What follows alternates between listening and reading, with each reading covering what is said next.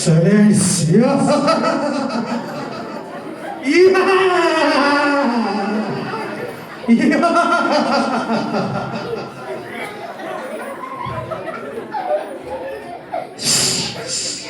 Silence.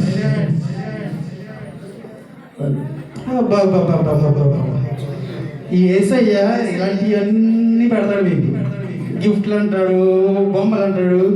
ఇవన్నీ చూస్తే నాకు తల్లపోచేస్తూ ఉంటారు. బహుమానం ఇది విలువైనది, ఎంతో శ్రేష్టమైనది అంట.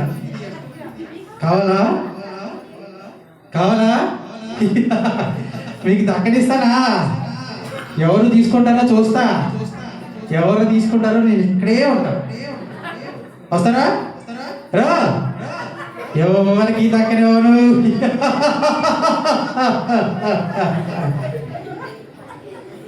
ఎవరు వస్తారో చూస్తే ఇక్కడే కూర్చుంటా. ఏడనే కూర్చుంటా. రండి, ఎవడొస్తాడు?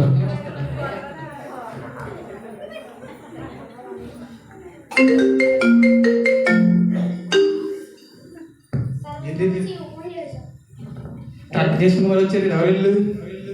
హలో, ఆ మార్గం ప్రజలందరూ మీ ఇన్స్టాగ్రామ్ ఫేస్బుక్లో వాడుతున్నారండి. వాడకపోతే ఏం చేస్తారు? మన సృష్టి ఇన్స్టాగ్రామ్ ఫేస్బుకే కదా అది. నా దగ్గర ఓ మంచి కాన్సెప్ట్ ఉంది, దాని గురించి మనం ఎప్పుడు డిస్కస్ చేద్దాం. ఓకే. రే రే ఇప్పుడు చూడకుండా వెళ్ళిపోతున్నారండి వీళ్ళు.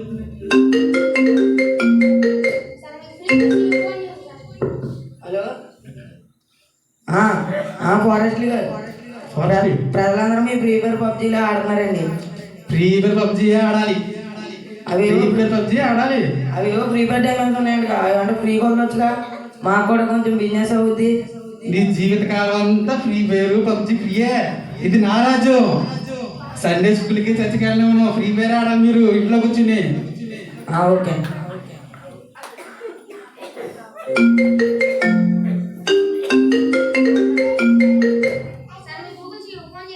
హలో, పెద్దయ్య గారు, ఒక ఏంటిది? బహుమానమా? ఇది విలువైనది, ఎంతో శ్రేష్టమైనదా? ఇది ఉచితం కూడానా? ఇది ఎంతో శ్రేష్టమైనదా? తెలుద్దామా?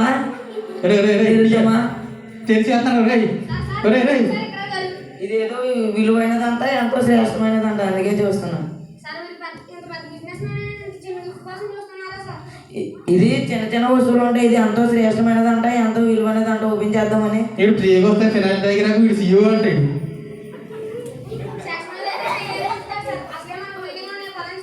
తీసుకెళ్ళిపో. ఇక్కడ వస్తాడా? రండి చూస్తా. ఎవరిని దిగినామని బహుమతి. రండి, ఏనే కూర్చుంటా. రండి, మీరు వస్తారా? ఓమో, డ్వాక్రా మీటింగ్ గ్రూప్లో వచ్చినట్టున్నారు. ఈ బాధలేంటో, ఈ కష్టాలేంటో, ఈ సమస్యలేంటో. పిల్లలు చూస్తేనేమో మాట వినడం లేదు, భర్త చూస్తేనేమో ఇంట్లో కూర్చుంటున్నాడు. ఈ బాధలు కష్టాలు ఎప్పుడు తీరుతాయో ఏంటో. కొంపతీసి బహుమతి నువ్వు ఓపెన్ చేస్తావు, ఇటు బాధ తిరిగిపోవడానికి. అమ్మ తల్లి, నీ బాధ లేకుండా ఓపెన్ చేయకమ్మా. కష్టాలు బాధలు, మీ ఆయన పనికి వెళ్ళకుండా ఇంట్లో కూర్చుంటాడు. పిల్లలు నీ మాట వినరు. ఇది ఓపెన్ చేసి ఇంకో కష్టం వచ్చి పడుతుంది నీకు. ఏంటి టచ్ చేయకమ్మా. ఇదేనా బహుమతి? అమ్మయ్య, ఇక నా కష్టాలు బాధలు తీరిపోయే. అది ఓపెన్ చేసి ఇంకో కష్టం వస్తుంది నీకు. నేను దీన్ని తెలుస్తాను. అమ్మ తల్లి తెరవకమ్మా. కొత్త కష్టాలు వచ్చి పడతాయి. మీ పిల్లలు నీ మాట వినట్లేదు, నీ ఇంట్లో అన్ని సమస్యలే. ఇది ఓపెన్ చేసావు, ఇంకో సమస్య వచ్చి పడుతుంది నీకు. తల్లి వద్దమ్మా, వద్దు.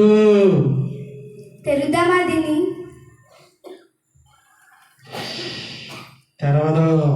తెరవనివ్వను. ఎందుకో ఇది సరైనదని నాకు అనిపించడం లేదే. అంత విలువైనది, శ్రేష్టమైనదైతే ఇక్కడ ఎందుకు పెడతారు? దీన్ని తెలిస్తే నా బాధలు కష్టాలు ఇంకా ఎక్కువైపోతాయేమో. నాకున్న బాధలు చాలు, వెళ్ళిపోతా. అది తెరవరు. ఇది తెలిస్తే ఇంకా భయపడతారు, ఇంకో బాధలు ఎక్కువైపోతాయి. తెరవనివ్వను. ఇంకెవరు వస్తారు చూద్దాం. ఎవరు వచ్చినా ఇది బహుమతి తెరవను. ఒరే మన బ్యాచ్ ఇదమ్మా మన బ్యాచ్ మొత్తం షూకింత రియాక్షన్ ఇచ్చావా? షూ అన్నా షూనా 40,000 పెట్టుకున్నాను మొన్నే ఫంక్షన్ అయితే. ఈ గుడి దగ్గర కొట్టుకొచ్చాడు షూ అయ్యి. అయినా దీనికి ఇంత రియాక్షన్ ఇచ్చావా? 40,000 40,000రా? ఏంటి అత్తా చూస్తున్నావు? నీకేమైనా కావాలా? మన కాలేజీలో ఫంక్షన్ కదా ఇస్తావేమోనని. తీసుకో, నీకన్నా షూ ఎక్కువ. మన బ్యాచే గుడి దగ్గర కొట్టుకొచ్చేసారు. బహుమతి మాత్రం చూడకండి. ఇందాక నేను చూస్తున్నాను. చెవులో ఏదో ఉంది, ఏంటిది? ఇదా ఏ సిగ్గుపడుతున్నావేంట్రా? సిగ్గుపడకో, చెప్పు. ఇది నా బర్త్డే గిఫ్ట్ వచ్చిందిరా.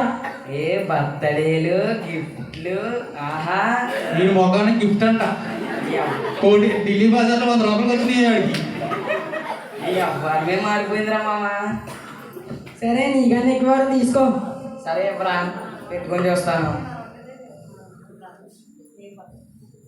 ఏం బట్టలు పెట్టమంటావు? తెలుసు కదా మన పాటలు డీజే. డీజే మన బ్యాచే డీజే బ్యాచ్. ఇదేంటిది, విలువైందా? రే డీజే మనకు అది వద్దురా రే, అది మన కాదు. ఎంతో విలువైందంట. గురువు పాటలు వస్తున్నాయి. సూపర్. విలువైందా? ఇదేంటి గూగుల్లో మన పాటలు బోల్ ఉన్నారా? డీజే పాట టిచ్చు అది మన కాదురా రే, ముట్టుకో. ఇదేంటో విలువైందంట, శ్రేష్టమైందంట. ఇదేదో బహుమతి అంట. ఓపెన్ చేద్దామా? దీంట్లో ఏవో చిన్న చిన్న వస్తువులు ఉంటాయి గురు, మనకి ఎందుకు గురు? మన పోలందా గూగుల్లో మన డీజే సాంగ్స్ ఉంటాయి, వినండి రే. ఇది మనకి ఎందుకు? ఆ చిన్న చిన్న వస్తువులే. మన ఫ్రెండ్ బర్త్డే ఉంది కదా, పార్టీకి వెళ్ళాలి. బర్త్డే బట్టలు కానీ బంగారం కానీ ఉంటాయేమో. ఓపెన్ చేద్దాం. మనకి ఎందుకు గురు? నువ్వేంది, నీ రేంజ్ ఏంది? అది మనకి అసలు పని ఉన్నాయి. పదగురు పార్టీ అంటావా? మనకి అవునరా. సరే అయితే చీప్ క్వాలిటీ అంటున్నావు కదా, వెళ్ళిపోదాం పద. దా బావు. ఇల్లే చీప్ గోల్డ్, ఇది చీప్ గోల్డ్ అంటే విలువ తెలియట్లేదు. వీళ్ళకి తెలియనివ్వను నేను. దీని విలువ వాళ్ళకి తెలియనివ్వను, ఎవరికి దక్కనివ్వను. మీకు కావాలా? మీకు ఏడనే ఉంటా.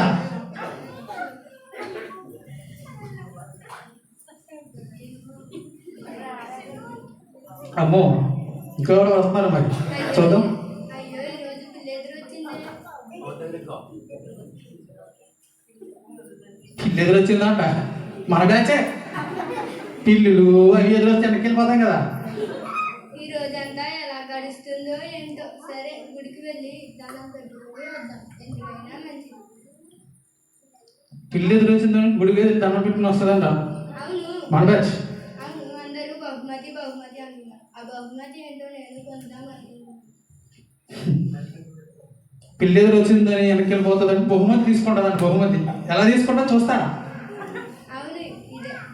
బహుమతి ఏంటో చూద్దాం. అసలే పిల్లి ఎదురు వచ్చింది.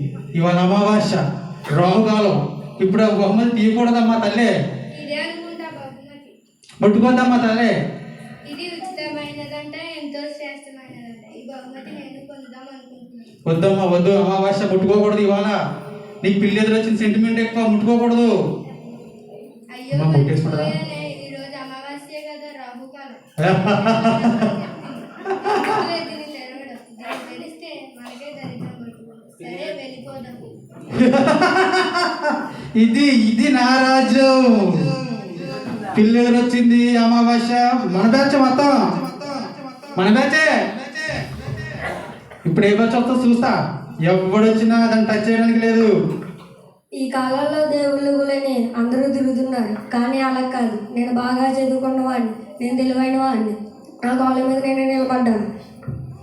A+B హోల్ స్క్వేర్ అని చెప్పరా అంటే చెప్పలేడు. ఇటు తెలివైనడంట. నాలెడ్జ్ ఉందండి, ఇటు నాలెడ్జ్. చూద్దాం.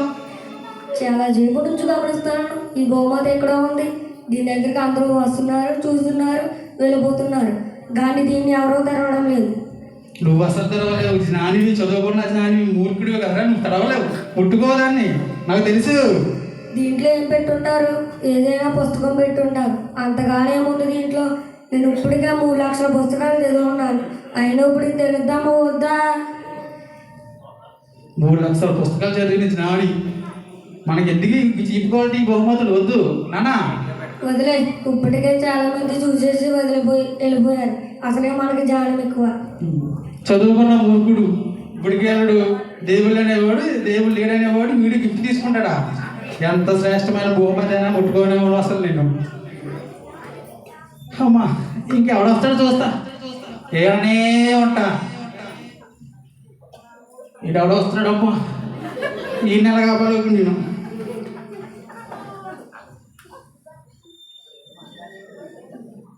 హలో సిద్ధాంత్ గారు, ఇంటికి శంకుస్థాపన చేయండి. ఏ రోజు అయితే బాగుంటుందో.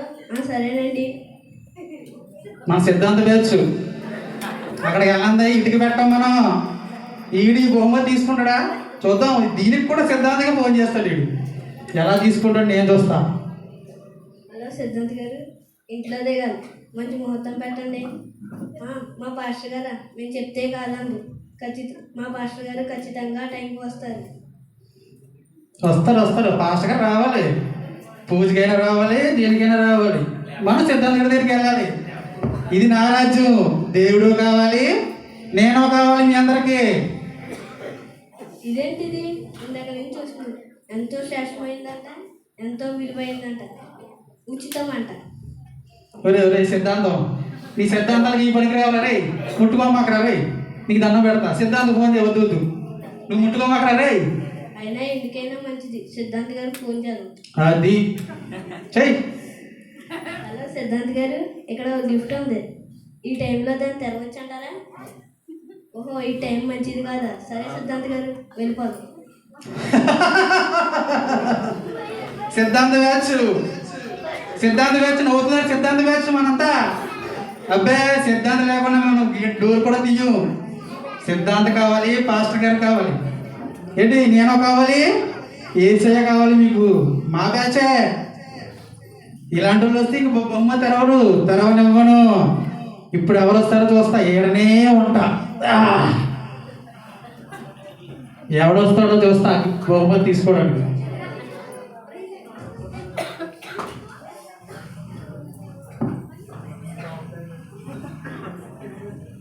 కొత్త సంవత్సరం వచ్చింది. దేవుడు నన్ను ఏ విధంగా నిలుస్తాడో ఏంటో. నా కోసం దేవుడు ఏదైనా మంచి బహుమానాన్ని సిద్ధపరిచి ఉంటాడు. దేవుడి బిడ్డ వచ్చిందయ్యో. అమ్మా తల్లి, నువ్వు దేవుడి బిడ్డవి, ముట్టుకోకూడదు ఇది. ఏంటిది బహుమతిలా ఉంది? అమ్మో తెలిసేసేటట్టు ఉంది. ఈ బహుమతి చాలా విలువైనదంట, చాలా శ్రేష్టమైనదంట. దేవుడు నా కొరకు నూతన సంవత్సరానికి సిద్ధపరిచిన బహుమతి అనుకుంటా. అమ్మో ఎలాగా పని తెరుద్దాం. అమ్మ వద్దు తెరవద్దు తల్లి, తెరవద్దు. అబ్బా తెలిసేసింది. ఇది దేవుడు నాకు ఇచ్చే శ్రేష్టమైన బహుమతి. ఈ నూతన సంవత్సరంలో దేవుడు నా కొరకు సిద్ధపరిచిన విలువైన ఉచితమైన బహుమతి. యేసునామానికి స్తోత్రం.